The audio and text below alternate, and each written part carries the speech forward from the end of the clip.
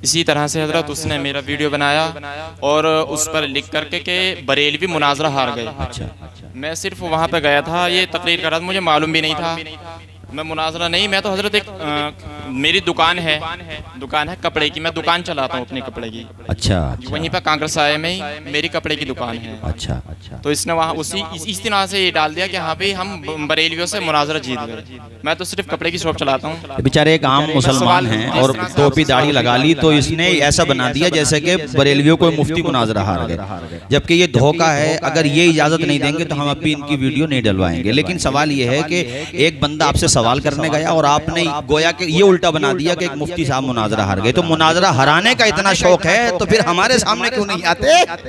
अब ये बेचारे सीधे साधे दुकान चलाते हैं, टोपी दाढ़ी देख करके समझ लिया कि ये बहुत बड़े कोई मौलाना। बेचारे सवाल करने गए थे और इनकी जो है तजलील कर दी। क्या काकर सराय के मुसलमान को खामोश रहेंगे अपनी बस्ती की तौहीन के ऊपर? पूरे काकर सराय को बदनाम कर दिया, जबकि पूरा काकर सराय अल्हम्दुलिल्लाह सुन्नियों की बस्ती है। कोई दूसरा सोचेगा पता नहीं क्या यहाँ पर क्या चीज है भाई। जी बताओ बेटा, बताओ। इसी तरह से हजरत मैंने उससे एक सवाल किया था कि जंगे जमल में हजरत जुबैर को किसने शहीद किया था? अच्छा ठीक है, बस बैठ जाओ आप। उसके बाद फिर ये जंगे जमल, दरअसल में एक चीज आपको बता दूं, ये इख्तिलाफ शुरू हुआ है।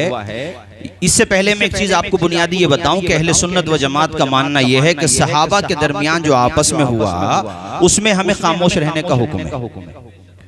वो हजरत अली रदी अल्लाह ताला अन्हु हजरत अब्बास के दरमियान कशीदगी हो गई, वो वक्ती तौर पर हो ही जाती है। हम में आपस में किस में नहीं होती है ये बताओ? तो क्या मतलब क्या इस्लाम से निकल जाते हैं? कौन सी बस्ती अपने इलाके में जहां आपस में पार्टी बंदी कोई ना कोई मैटर हो जाता, तो आज तक किसी ने फतवा दिया कि वो इस्लाम से निकल गया? आपसी रसाकशी हो जाती है तो उसकी बुनियाद वो इस्लाम नहीं होता। कोई किसी मुसलमान को मुसलमान समझ करके गाली देगा तो इस्लाम से निकल जाएगा, और आपसी रंजिश में देगा तो गुनहगार होगा लेकिन रहेगा मुसलमान ही। तो ये आप समझ, ये मोटी सी बात मैंने समझा दी। अब मैं जवाब देता हूँ। ये इख्तिलाफ शुरू हुआ है हजरत उस्मान गनी रदी अल्लाह ताला अन्हु की शहादत के बाद। ये यहाँ से तस्वीर शुरू हुई है, चूंकि जालिमों ने कुछ मतलब शरपसंद लोगों ने उनको शहीद कर दिया, और उसमें हजरत सैयदना मौला अली शेर खुदा ने अपने दोनों शहजादों को उनकी हिफाजत के लिए खड़ा किया। मौला अली शेर खुदा ने, चूंकि आपके हमजुल्फ भी हैं, हमजुल्फ का मतलब साड़ू जिसको हम लोग अपनी भाषा में बोलते हैं, और हजरत मौला अली इतनी मोहब्बत फरमाते हैं उस्मान गनी से, और ऐसी उस्मान गनी मौला अली से, उनकी मोहब्बतों का क्या अंदाजा हम और आप लगा सकते हैं? कोई भी ये मोहब्बत ही तो है कि हजरत मौला अली शेर खुदा ने अपने एक बेटे का नाम उस्मान रखा है। हाँ, अरे याद करो आप भी, चूंकि आने वाले वक्त में मुनाजरे और बहसो मुबाहिसे इन्हीं से होने, चूंकि इन्हें बड़ी बेचैनी हो रही है। उलमा खामोश हैं हालात की वजह से, चूंकि दूसरे हालात चल रहे हैं इस वक्त, तो ये उसी का फायदा उठा रहे हैं। तो इसलिए ये चीजें याद रखो। मैदान करबला में हजरत अब्बास अलंबरदार के अलावा और भी भाई हैं आपके आए हैं। एक का नाम अबू बकर बिन अली है, एक का नाम उमर बिन अली है, और एक का नाम उस्मान बिन अली है। मौला अली ने अपने बेटों का नाम रख के अपने यारों के नाम पे बता दिया कि मेरे यारों पे भौंकने वालों, मेरा नाम दे करके धोखा मत देना, मैं अपने बेटों का नाम यारों के नाम पे रख रहा हूं। तो ये दंगाई है, मौलाई नहीं है। मौलाई तो अल्हम्दुलिल्लाह हम और आप हैं। तो मैं ये बता दूं आपको, तो उनकी शहादत के बाद ये पूरा मैटर शुरू हुआ। झगड़ा यहाँ से शुरू हुआ कि हजरत उम्मुल मुमिनीन आयशा सिद्दीका, हजरत तलहा, हजरत जुबैर और बहुत सारे सहाबा, उनका कहना यह था मौला अली शेर खुदा से कि जिन लोगों ने उस्मान गनी को कत्ल किया है, प्रेसिडेंट का कत्ल कोई मामूली बात नहीं, वो शहीद हो गए, यानी इस्लाम के खलीफा वो शहीद हो गए। आप ऐसा करें, जिन्होंने कत्ल किया है उनसे बदला लें। इस्लाम में बदला है, किसास बोलते हैं इसको। तो उनका मुतालबा ये था, मौला अली शेर खुदा के सामने मजबूरी ये थी कि जो कातिलीन थे वो मुअय्यन नहीं थे, यानी ये पता नहीं चलता था कि कातिल है कौन, क्योंकि किसी को सजा देने के लिए बहुत पुख्ता सबूत भी होना चाहिए। शक की बुनियाद पर तो आप सजा नहीं दे सकते। तो उनकी अपनी मजबूरी और इनका अपना मुतालबा। मेरी बात समझ रहे हैं कि नहीं? अच्छा, इसी में सूरत हाल ये हुई कि हजरत उम्मुल मुमिनीन आयशा सिद्दीका जो हम सबकी माँ हैं, और उनकी अजमत बताने के लिए इतना बता दूं बस आपको कि जब हजरत यूसुफ अलैहिस्सलाम पर इल्जाम लगा तो उनकी पाकी की गवाही एक बच्चे ने दी, और जब हजरत मरियम पे इल्जाम लगा तो उनकी पाकी की गवाही ईसा ने दी जो पालने में थे, लेकिन हम सब की माँ बिनते सिद्दीक अकबर, जिनसे इस्लाम के बेशुमार मसाइल उम्मत को मिले हैं, औरतों से रिलेटेड मसाइल उन्हीं से ज्यादातर आए हैं उम्मत के पास, उनके ऊपर जब इल्जाम लगा, तोहमत लगी, तो उनकी गवाही खुद खुदा ने कुरान पाक में नाज़िल फरमाई। गवाहियां वो भी अल्लाह कुरान में आई हैं, लेकिन मैं ये कहना चाहता हूं कि वहां बच्चों के जरिए से है और यहाँ खुद अल्लाह ने गवाही यानी उनके हक में पाकीज़गी की गवाही। इसलिए लिखा है कि अगर किसी ने उन पर तोहमत लगाई तो इस्लाम से निकल जाएगा, चूंकि वो कुरान का इनकार कर रहा है। सूरह नूर की आयतों को ऐसी अजमत वाली। तो ये बसरा चली गई। बसरा जब गई तो इधर हजरत अली को वर्गलाने वाले वही जो कातिलीन, तो असल बागी तो यही हैं, इन्होंने ये भरना शुरू कर दिया कि वो जंग की तैयारी कर रही हैं उधर। तो इधर हजरत मौला अली जब पहुंचे, आपस में बातचीत हुई। हजरत मौला अली ने कहा ऐसी कोई बात है? उन्होंने कहा नहीं, मैं जंग के इरादे से तो नहीं आई। उन्होंने कहा मैं भी जंग के इरादे से नहीं आया। इनमें बातचीत हो गई, तय ये पाया कि ये मामला सुलह में बदल जाएगा। तो अब जो कातिलीन थे उन्हें ये लगा कि इनमें सुलह हुई नहीं और हमारी गर्दन नपी नहीं, तो उन लोगों ने रात में, यानी सुबह को मामला होना, रात ही में कुछ ने इधर से और कुछ ने उधर से तीर चला दिए। इधर वालों ने उन्हीं लोगों ने उड़ा दिया कि देखो अली ने है तोड़ दिया, और इधर जो घुस गए थे उन्होंने उड़ा दिया कि हजरत आयशा ने है तोड़ दिया, और इसी के नतीजे में फिर वो जंग हो गई जो बहरहाल नहीं होना चाहिए थी। वो जंग हो गई। अब ये चीज हमारे आपके भी समझ में आती है, क्योंकि हम पूरे इलाके में रहते हैं। एक बंदा ही बहुत होता पूरे गांव को जलाने के लिए। यहाँ तो कातिलीन उस्मान गनी घुसे हुए थे। अच्छा, उस जमाने में मतलब ऐसा भी नहीं था कि इतनी सहूलत हो, मोबाइलों का दौर हो, तो ये सब चीजें जब तक सामने आई बहुत देर हो चुकी थी। लेकिन उसके बावजूद भी मौला अली शेर खुदा ने पूरे मुकम्मल पासो लिहाज के साथ वापस भेजा उनको, और ये उनके मतलब उन्होंने मुकम्मल लिहाज रखा, चूंकि वो उम्मत की माँ है और हुजूर की ज़ौजा है। और ऐसी हजरत आयशा ने भी, और बाद में आता है रिवायतों में उम्मुल मोमिनीन आयशा सिद्दीका भी इसका एहसास किया करती थी, और तारीख तबरी में है कि मौला अली भी एहसास किया करते थे। अच्छा, आपने पूछा हजरत जुबैर के बारे में, वो सवाल अभी रह गया, मैंने थोड़ा सा पस मंजर बता दिया। जुबैर रज़ी अल्लाह ताला अन्हु, पहले आपको बता दूं ये कितने जलील क़द्र सहाबी रसूल हैं कि हुजूर ने जिन चंद शख्सियतों के लिए फरमाया कि तुम पर मेरे माँ बाप कुर्बान हो जाएं, उनमें से एक जुबैर भी है। बोलो जोर से सुभान अल्लाह। और जो अशरे मुबश्शरा हैं उनमें से भी एक जुबैर है। बड़ी अजीम हस्ती है ये। हजरत आयशा की तरफ थे जंग में। हजरत आयशा, इनको कत्ल करने वाले का नाम है उमैर इब्ने जरमूज। ये फौज में था हजरत मौला अली शेर खुदा के। जब वो जा रहे थे वापस, हजरत अली से कुछ बातचीत हुई तो उन्हें लगा कि जंग नहीं करना चाहिए, वो वापस जाने लगे। जब वो जाने लगे तो उमैर इब्ने जरमूज जो था पीछे पीछे चला और एक जगह जाकर के मौका पा करके उन्हें कत्ल कर दिया, और सर उतार करके हजरत अली के पास लेकर के आया। इजाजत चाही तो हजरत अली ने इजाजत दी। करीब आया तो हजरत अली से आकर के कहने लगा, मुबारक हो, मैंने तुम्हारे दुश्मन जुबैर का सर उतार लिया। तो मौला अली शेर खुदा को जला लाया और आपने फरमाया, जालिम मेरे सामने से भाग जा, मैंने हुजूर से सुना है कि जुबैर का कातिल जहन्नम में जाएगा। मैंने हुजूर से सुना। मैं तुम्हें दिलचस्प बात बताऊं, ये बात अहले सुन्नत के माखज में तो है ही, अहले तशय्युअ ने भी लिखी है ये बात, अहले शियाओं ने भी, रवाफिज ने भी अपनी किताबों में लिखी है, ये बात लिखी है। हजरत अली ने धुतकार के भगा दिया उसे, वो फरमाया जुबैर का कातिल जहन्नम में जाएगा।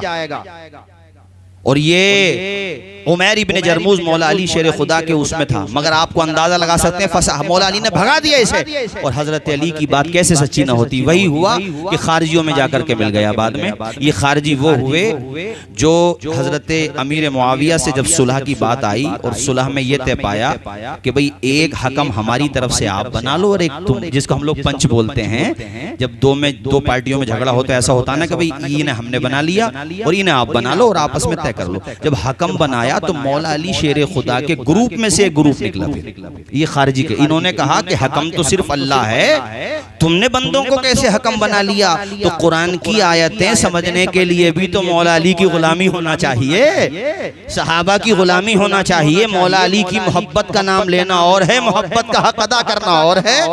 ये भी तो ग्रुप में थे खवारिज, ये खारजी जो थे ये भी तो ग्रुप में ही थे। ये निकल गए और कहने लगे तुम मुशरिक हो गए। हजरत अली से कहने लगे तुम भी मुशरिक हो गए, मुआविया भी मुशरिक, मुआविया के तो दुश्मन थे ही वो हजरत मुआविया के पहले से, अब हजरत अली के भी हो गए। और फिर जनाबे वाला ये ग्रुप पूरा निकल गया खारजियों का, उन्हीं खारजियों में जाकर के उमैर इब्ने जरमूज मिल गया। ये जो फिरका है अहमद हसन रावजी हो या और ये मतलब बकबक करने वाले हों, ये सब जरमूजी फिरके से हैं। उमैर इब्ने जरमूज ही की फिक्री औलाद है ये। उमैर इब्ने जरमूज को जैसे मौला अली ने धुतकार दिया था ना कि जब सहाबी को कत्ल करके आया और कहा मेरे सामने से भाग जा, मैंने हुजूर से सुना कि जुबैर का कातिल जहन्नमी है, तो ये भी उसी फिक्र को लेकर के चल रहे। दावा तो वो भी करता था मोहब्बत अली का, लेकिन सवाल ये है कि मौला अली भी तो कबूल कर लें अपने गुलामों में। मौला अली उनको कबूल करेंगे जो उनके यारों को भी मानेगा, मुस्तफा के सहाबा को। और बाद में यही हुआ, खारजियों में मिल गया और मारा गया उमैर इब्ने जरमूज। तो ये लोग जो है ना दरअसल खारजी हैं, खारजियों का न्यू वर्जन है। अब ऐसे अगर गालियां बकेंगे सहाबा को तो पब्लिक धुनाई कर देगी। तरीका सोचा, शैतान बहुत चालाक है, ऐसा थोड़ी कराता काम। तरीका सोचा भाई गालियां देना तो डायरेक्ट तो दो मत, वरना गंज पे बाल नहीं छोड़ेगी पब्लिक। ऐसा करो मोहब्बत अहले बैत का नाटक करो और मोहब्बत हजरत अली का नाम लेते जाओ। अबे तुम्हारी नापाक जबानों पे तो मेरे अली का नाम भी अच्छा नहीं लगता हमें। वो पाकीज़ा हस्तियां गालियां देने वालों की जबानों पे नाम आए उनका, और जिन सीनों में बुग़्ज़ है हजरत मौला अली के यारों का, अल्लाह ताला ने ऐसी सजा मुसल्लत की है कि सीना भी तेरा हाथ भी तेरा, खुद ही धुनवाता रहूंगा, तेरे हाथों से पीटता रहेगा। जिन वो सीने हैं ही इस काबिल जिनमें मौला अली के दोस्तों का बुग़्ज़ हो के वो पीटे जाएं, दूसरा पीटेगा तो झगड़ा होगा, खुदा ने इनसे पिटवा दिया। पीटते रहो चूंकि सुकून ही नहीं मिलता। अच्छा, पीटने के बाद भी नहीं मिलता, मिलेगा नहीं, सुकून ही नहीं मिलेगा, मिलता ही नहीं सुकून। जैसे नमरूद का सर अल्लाह ताला ने नमरूद के दरबारियों से पिटवाया जब मच्छर घुस गया, तो इनका सीना खुद से पिटवा दिया। चूंकि और हमारा सीना आए है अहले बैत का नाम आए तो बर्फ पड़ती है सीने पे। बोलो जोर से सुभान अल्लाह, अरे मचल के बोलो सुभान अल्लाह। और जब और कहते हैं कि ये बरेलवी सुन्नी तो मजबूर होकर नाम लेते हैं। अबे जाहिल, सुन्नी मसरूर होकर नाम लेता है अहले बैत का, तू मजबूर होकर लेता है। तेरी मजबूरी ये है कि तुझे सहाबा को गाली देना है, डायरेक्ट तो दे नहीं सकता, इसलिए मौला अली के नाम का सहारा लेता है। रहे हम सुन्नी तो हमारा बच्चा बच्चा मौलाई है, हमारा बच्चा बच्चा शेर खुदा का गुलाम है। हमारे यहाँ तो बच्चों को जब लोरियां दी जाती हैं सुन्नियों में, तो बच्चों को सिखाया जाता है कि कभी दीवार हिलती है, कभी दर कांप जाता है, अली का नाम सुनकर अब भी खैबर कांप जाता है। हमारे तो छोटे छोटे बच्चों को हमारे घर में माएं बेटियां बच्चों को जब पढ़ाती हैं तो हदाई के बख्शिश के ये अशार भी सुनाती हैं। क्या बात रजा उस चमनिस्ताने करम की, ज़हराएं कली जिसमें हुसैन और हसन फूल। हमारे यहाँ तो अगर तू आगा हमारी बस्ती में तो मजबूर होकर नहीं, मसरूर होकर के तुम्हें पढ़ते हुए मिल जाएंगे जलसों में, बैठकों पर, अपने घरों पर कि तेरी नस्ले पाक में है बच्चा बच्चा नूर का, तू है ऐने नूर, तेरा सब घराना नूर।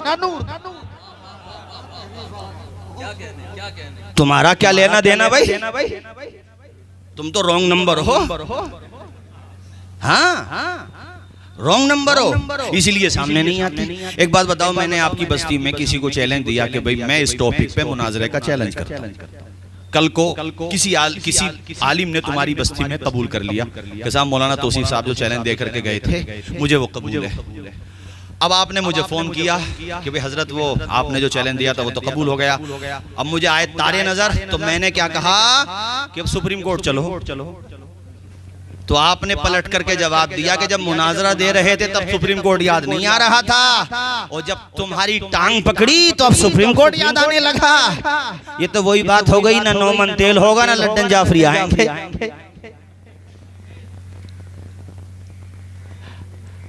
वो भी अमरोहा ही के थे, हिजरत करके चले गए थे पड़ोस मुल्क में। तो वो झूठ बहुत बोलते थे, बहुत झूठ बोलते थे। यानी इतना झूठ बोलते थे कि एक तकरीर में उन्होंने कहा कि नेपाल के कुछ हिस्सों में मातम होता है और मातम में सब लोग मर जाते हैं, सब लोग मर जाते हैं, सब बिल्कुल। ये एबीपी न्यूज पे चला, आज तक पे चला, लोग तहकीक करने पहुंच गए। आप देखेंगे नेट पे निकल जाएगा। तो वहाँ जाकर के जगह का नाम बताया उन्होंने और फिर कहा कि वहाँ पहुंच जाते हैं, सब लोग मर जाते हैं, सबका दम निकल जाता। तो फिर शाम के वक्त में अली अकबर या हजरत अब्बास अलमबरदार का नाम लिया, वो आते हैं और कहते चलो उठो उठो, घर को चलो, घर को चलो। तो चैनल वालों को बड़ा ताज्जुब हुआ कि भाई देखो जाकर के नेपाल में तो ऐसा कुछ होता तो मिलता भी हो। तो लड्डन जाफरी थे, अब तो इंतकाल हो गया उनका, फौत हो गए वो पिछले दिनों। कोरोना के जब मरज आया था तो कहते थे मैं दवा नहीं बताऊंगा मगर मेरे पास है। चैनल वाले कहते थे बता दो कब बताऊंगा, नहीं, खुद का इंतकाल हो गया। खैर वो बहरहाल अब दुनिया में नहीं रहे। तो उनकी नियाबत का फरीज़ा अंजाम दे रहा है, मगर उनमें और इसमें फर्क है, इसलिए कि वो सिर्फ झूठ बोलते थे, गालियां ऐसी गंदी गंदी फौश नहीं देते थे, ये गालियां भी देता। अब मैं ये कहता कि मोबाइल पे करो मुनाजरा, मोबाइल पे करो मुनाजरा। मुझे पता है कि ये मोबाइल पे जब जवाब नहीं देगा तो बदतमीजी करेगा। अब जब ये गालियां देगा तो गालियों का इलाज भी तो है हमारे पास, तो वो तो सामने ही हो सकता है। इसलिए जब कांकर सराय में तकरीर करने आ सकते हो तो मुनाजरे को आना पड़ेगा या अपनी गंदगी को रोकना पड़ेगा। और कोई तरीका अपनाओ, अपने गालियां बको, चलाओ चैनल अपना, कोई प्रॉब्लम नहीं हमें। तुम जानो बहुत से चला रहे हैं, अपने रोजी रोटी करो, लेकिन अगर बदतमीजी करोगे तो आना पड़ेगा और जनाबे वाला सामने मुकाबला करना पड़ेगा। बैटला के माशाअल्लाह जो इसके बहकावे में आ गए थे कुछ हजरात, हमारे वारसी भाई हैं, तो कुछ आ गए थे इसकी बातों में। अब मुझे पता चला कि वो भी कह रहे हैं कि भाई जब चैलेंज करके गए थे तो आओ फिर मुकाबले में। तो उनसे भी ये कहता सुप्रीम कोर्ट लेकर चलो। अब ये मतलब लोग परेशान हैं। तो जवाब हो गया भाई आपका, बताओ और बताओ।